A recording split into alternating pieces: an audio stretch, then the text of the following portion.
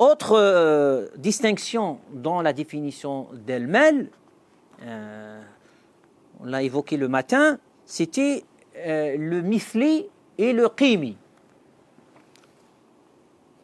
On a traduit ça par le fongible et le non fongible, c'est ainsi qu'ils disent.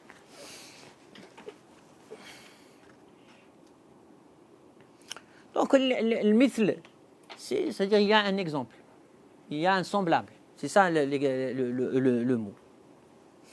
C'est-à-dire des chaussures aujourd'hui, je ne parle pas pour les anciens, mais aujourd'hui, la fabrication, tu as des milliers d'exemplaires. Tu as abîmé celui-là, tu lui ramènes la même chaussure. C'est vrai, le même modèle, tu as le même magasin, tu l'achètes et tu lui donnes, c'est bon. Donc ça, c'est du mithli.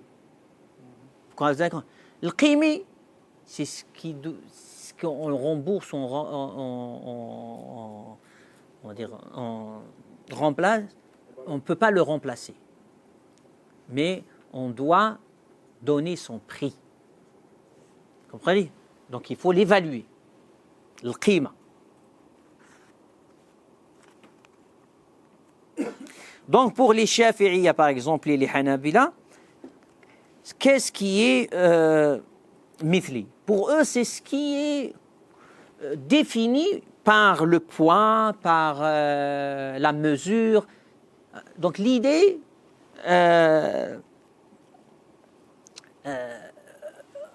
chez les Shafi'ites et les Hanbalites, c'est qu'il peut être, et ça c'est un grand chapitre, qui peut être un objet dans la transaction qu'on appelle salam. C'est-à-dire quoi? C'est-à-dire là où on peut avancer le prix et attendre la réalisation à la venue de la marchandise. Donc c'est ça. Tout ce qui est autorisé dans le chapitre de salam comme objet de cette transaction, de ce contrat, donc ce qu'on appellera le muslamu fihi, pour les Shafi'ites et les Hanbalites, il est un mithli. Donc pour eux, le muslim fihi, c'est un mithli. Donc si tu veux connaître les détails de tout ce qui est mithli, considéré par les Shafi'ites et les Hanbalites comme mithli, tu vas au chapitre As-Salam et tu vois les critères de l'muslimu fihi. Et là, tu as toute la définition bien précise par ces exemples. Donc, ce qui réunit tout ça, c'est qu'il est mesurable, il est pesable. Les Hanafites et les Malikites,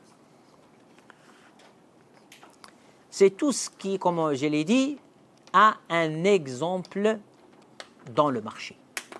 C'est tout. C'est-à-dire on peut le remplacer. C'est ça le mithli. Donc là, le critère qu'il soit pesable, qu'il soit mesurable, qu'il soit il n'est pas présent dans la définition de l'mithli chez les Hanafites et les Malikites. Ouais. Déjà là, on est dans deux perceptions.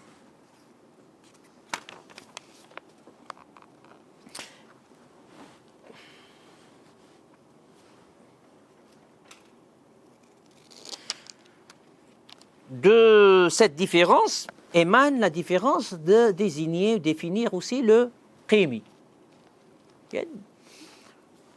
Les Hanafites et les Malikites, donc, c'est à l'opposé de l'mithli. Si le mithli, c'est ce qu'il a un semblable dans le marché, le qimi, c'est ce qui n'a pas de semblable sur le marché. C'est ça le qimi. Ou bien celui que, dans ces modèles, je dirais, il y a une importante différence de prix. Donc ça ne peut pas être un mithli. Tu peux ramener une chaussure avec une autre chaussure qui lui ressemble.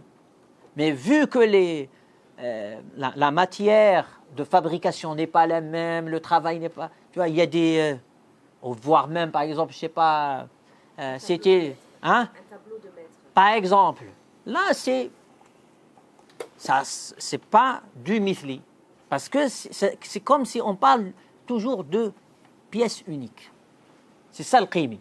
Le qimi, c'est qu'il a sa propre valeur.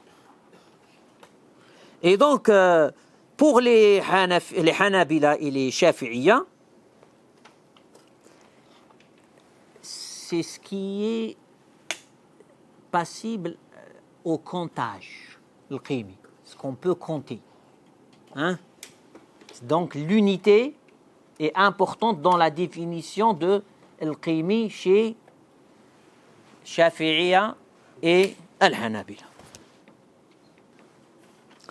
Donc, par exemple, les chevaux.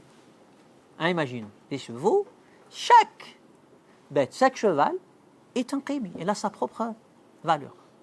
Bien qu'il y ait des ressemblances. Parce qu'il y a une distinction, un décalage. Hein, bien que, comme je vous ai dit, en apparence, c'est la même chose, mais dans sa réalité, dans le marché, il y a une vraie distinction des prix. Donc là, il entre dans le qimi et non pas dans el-mithli. D'où l'importance de bien saisir cette terminologie. Qu'est-ce qui peut entrer dans le qimi, qu'est-ce qui peut entrer dans el-mithli.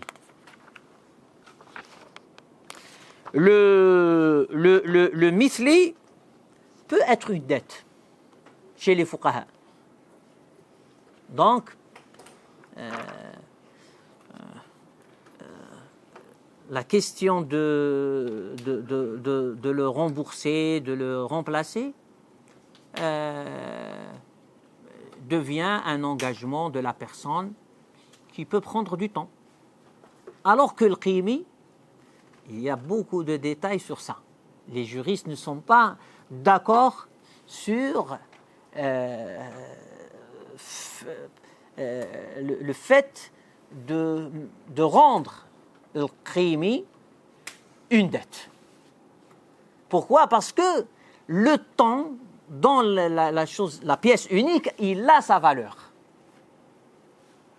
Comprenez? D'où un grand débat chez les jurisconsultes lorsqu'il s'agit de qimi. Pour beaucoup, il faut le rendre même à l'instant où tu l'as, on va dire, abîmé ou anéanti, tu dois il ne peut pas devenir une dette, on va dire, à terme. Oui, c'est ça. C'est une pièce. Le temps, il est déterminant. Donc là aussi, on peut comprendre de cela l'évaluation du temps chez les juristes. Ça veut dire qu'ils avaient cette compréhension et cette considération du prix du temps. On la voit dans d'autres questions, mais elle est présente. Autre différence importante.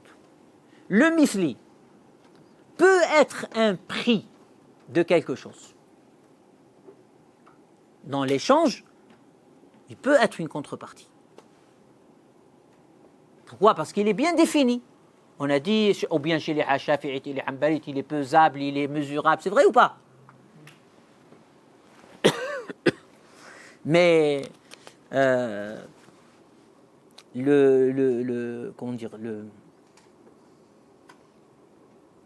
le qimi, ce qui est qimi, il n'admet pas, parce que comme on a dit, le temps le change, et donc il y a un aléa, donc il ne peut pas être en contrepartie.